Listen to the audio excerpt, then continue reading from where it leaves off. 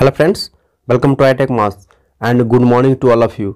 आज है 21 जनवरी 2021 और 21 जनवरी 2021 से जितने भी करंट अफेयर्स के क्वेश्चन बनेंगे उसका हम डिस्कस करेंगे और इससे जुड़े इंपॉर्टेंट फैक्ट भी बताएंगे। और अगर आप हमारे चैनल पर नए हैं तो इस चैनल को सब्सक्राइब करें, लाइक करें, दोस्तों में शेयर करें।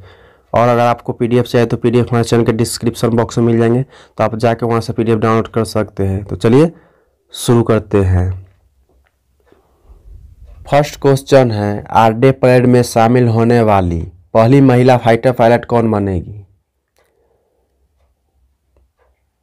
पहली महिला फाइटर बनेगी भावना कांत। फ्लाइट लेफ्टिनेंट भावना कांत गणतंत्र दिवस परेड में हिस्सा लेने वाली पहली महिला फाइटर पायलट बनेगी। वह 2021 के गणतंत्र दिवस परेड में भारतीय वायुसेना की झांकी का हिस्सा होगी, जो हल्के लड़ाकू हेलीकॉप्टर, हल्के लड़ाकू विमान और सुखोई 30 लड़ाकू विमान के मॉकअप का प्रदर्शन करेगी। भावना कांत के बारे में आपको बता दूं कि भावना कांत वर्तमान में राजस्थान में तैनात है और MiG-21 बाइसन लड़ाकू विमान उड़ाती है। भावना वर्ष 2016 में भारतीय वायुसेना में शामिल होने वाली पहली महिला लड़ाकू पायलटों में से एक है। उन्हें 2016 में मोहना सिंह और अवनी चतुर्वेदी के साथ भारतीय वायुसेना में शामिल किया गया था। तब से 10 महिलाओं को भारतीय वायुसेना में लड़ाकू पायलट के रूप में शामिल किया गया है। भावना और अन्य 2 महिलाएं सेनानियों का IAF में शामिल होना वर्ष 2015 में शुरू की गई थी। भारतीय वायुसेना की फाइटर स्ट्रीम में महिला पायलट की भर्ती करने की एक प्रयोगात्मक योजना थी। तो इस क्वेश्चन से हमें इतनी जानकारी मिलती है। नेक्स्ट क्वेश्चन है, मनोहर पारिकर ऑफ द रिकॉर्ड पुस्तक का विमोचन किसने किया? मनोहर पारिकर ऑफ द रिकॉर्ड पुस्तक का विमोचन प्रमोद सावंत ने किए हैं। गोवा के मुख्यमंत्री प्रमोद सावंत ने शहर में इंस्टीट्यूट मैनेजेज ब्रंगांजा हॉल में आयोजित समारोह में मनोहर पारिकर ऑफ द रिकॉर्ड पुस्तक का विमोचन किया। इस पुस्तक को वरिष्ठ पत्रकार वामन सुभा प्रभु ने लिखा है। यह पुस्तक Manohar Parrikar off the record Shri Prabhu की यादों का एक संग्रह है, जो उन्होंने गोवा के पूर्व मुख्यमंत्री श्री पारिकर की जीवन यात्रा के दौरान संग्रहित किया। पुस्तक में लेखक ने स्वर्गीय मनोहर पारिकर के बहुआयामी व्यक्तित्व को बयान करने का प्रयास किया है। मुख्यमंत्री प्रमोद सावंत ने कहा है कि स्वर्गीय मनोहर पारिकर एक महान दूरदर्शी व्यक्ति थे, जिन्होंने गोवा की सेवा करने का सपना देखा था। तो इस क्वेश्चन से हमें इतनी जानकारी मिलती है। नेक्स्ट क्वेश्चन है,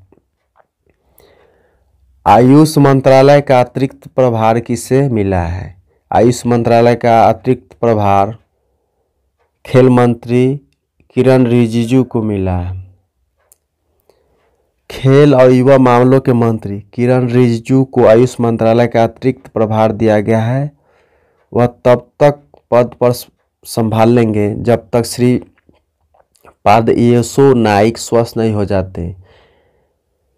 राष्ट्रपति ने निर्देश दिया है कि यह व्यवस्था तब तक जारी रह सकती है जब तक श्री नाइक आयुष मंत्रालय संबंधित अपने कार्य को फिर से शुरू नहीं करते। राष्ट्रपति ने प्रधानमंत्री की सलाह पर निर्देश दिया है कि सड़क हादसे में घायल, आयुर्वेद, योग और प्राकृतिक चिकित्सा, यूनानी, सिद्ध और होम्योपैथिक आयुष मंत्रालय के राज्य मंत्री श्रीपद नाइक के अस्पताल में भर्ती रहने तक उन्हें आयुष मंत्रालय संबंधी कार्यभार को अस्थायी रूप से किरण रिजिजू को उनके मौजूदा कार्यभार के अलावा आवंटित किया जाए। तो इस क्वेश्चन से हमें इतनी जानकारी मिलती है। नेक्स्ट क्वेश्चन है, महाराष्ट्र सरकार ने गोरेवाड़ा चिड़ियाघर का नाम बदलकर किसके नाम पर किया है? महाराष्ट्र सरकार ने गोरेवाड़ा चिड़ियाघर का नाम बदलकर बाल ठाकरे के नाम पर किया है। महाराष्ट्र सरकार ने नागपुर स्थित गोरेवाड़ा अंतर्राष्ट्रीय चिड़ियाघर का नाम बदलकर बाबा साहेब बाला साहेब ठाकरे गोरेवाड़ा अंतर्राष्ट्रीय प्राणी उद्यान कर दिया है। प्राणी उद्यान लगभग 2000 हेक्टेयर वन भूमि पर फैला है। मुख्यमंत्री उद्धव ठाकरे 26 जनवरी को चिड़ियाघर में भारतीय सफारी का उद्घाटन करेंगे। भारतीय सफारी के उद्घाटन के तुरंत बाद 3 विशेष 40 सीट क्षमता के वाहन और एक ऑनलाइन टिकट बुकिंग की सुविधा लोगों को उपलब्ध कराएंगे। यह महाराष्ट्र की बात है तो महाराष्ट्र के बारे में आपको बता दूं कि महाराष्ट्र के मुख्यमंत्री उद्धव ठाकरे हैं और राज्यपाल भगत सिंह कोश्यारी हैं। तो इस क्वेश्चन से हमें इतनी जानकारी मिलती है। नेक्स्ट क्वेश्चन है, किस देश के पीएम समेत पूरी मंत्रिमंडल ने इस्तीफा दे दिया है? नीदरलैंड। डच प्रधानमंत्री मार्क रूटे और उनके पूरे मंत्रिमंडल ने हाल ही में चाइल्ड केयर सब्सिडी घोटाले को लेकर इस्तीफा दे दिया है, जिसमें हजारों परिवारों पर गलत तरीके से बाल देखभाल भत्ते पर धोखाधड़ी का आरोप लगाया गया था। हालांकि रूटे सरकार मार्च 2021 में संसदीय चुनाव तक एक कार्यवाहक भूमिका में रहेगी। रूटे के इस्तीफा के बाद उनके इस पद पर बने रहने के 1 दशक का समापन हो गया। हालांकि उनकी पार्टी को चुनाव जीतने की उम्मीद है और अगली सरकार बनाने के वास्ते वार्ता शुरू करने की कतार में वो सबसे आगे हैं।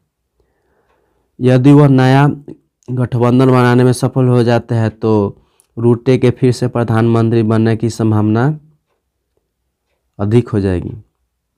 या नीदरलैंड की बात है तो नीदरलैंड के बारे में आपको बता दूं कि नीदरलैंड की राजधानी एम्स्टर्डम है और नीदरलैंड की मुद्रा यूरो है। तो इस क्वेश्चन से हमें इतनी जानकारी मिलती है। नेक्स्ट क्वेश्चन है, भारत MiG-29 और 12 सुखोई 30 MKI लड़ाकू विमान किस देश से खरीदेगा?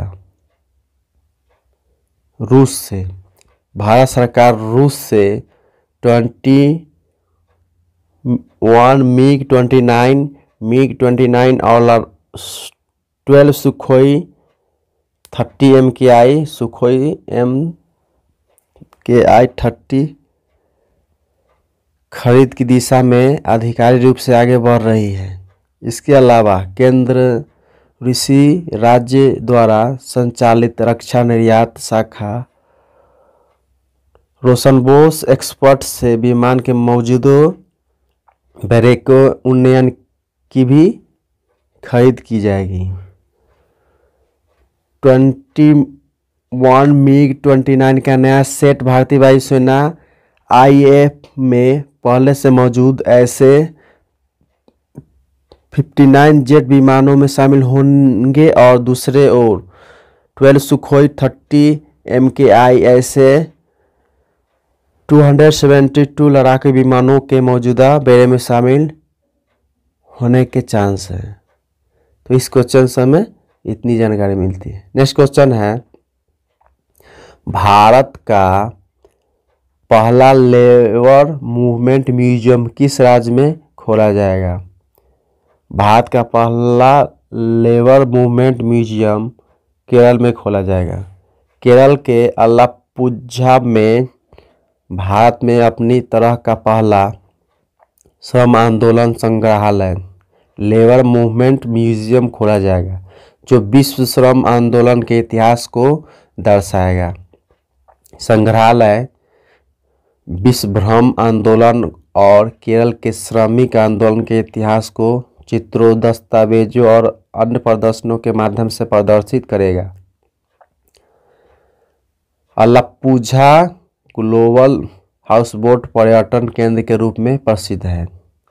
बॉम्बे कंपनी द्वारा पहले से संचालित new model cooperative society limited को लेबर मूवमेंट म्यूजियम में बदला जाएगा।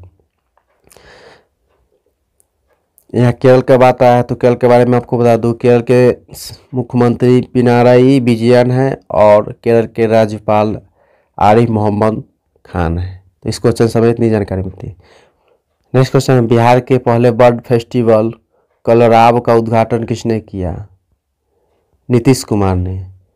बिहार के मुख्यमंत्री नीतीश कुमार ने जमुई जिले में स्थित नागी नकटी पक्षी अभयारण्य में राज्य के पहले पक्षी महोत्सव कारलरब का उद्घाटन किया है। यह महोत्सव राज्य के पर्यावरण, वन और जलवायु परिवर्तन विभाग द्वारा पक्षियों, विशेष रूप से प्रवासी पक्षियों के बारे में लोगों में जागरूकता पैदा करने के लिए आयोजित किया गया था।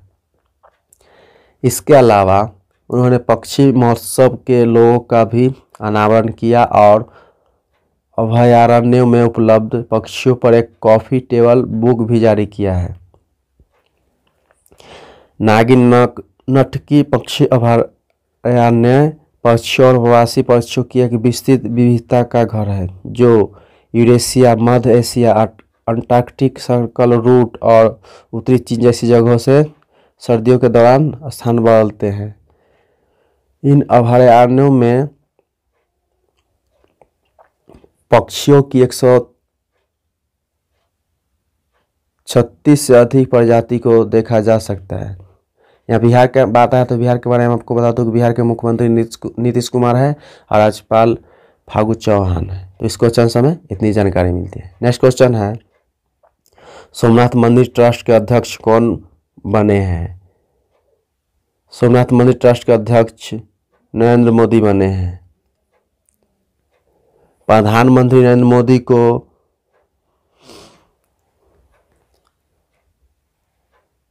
सोमनाथ मंदिर ट्रस्ट के अध्यक्ष बनाया गया है।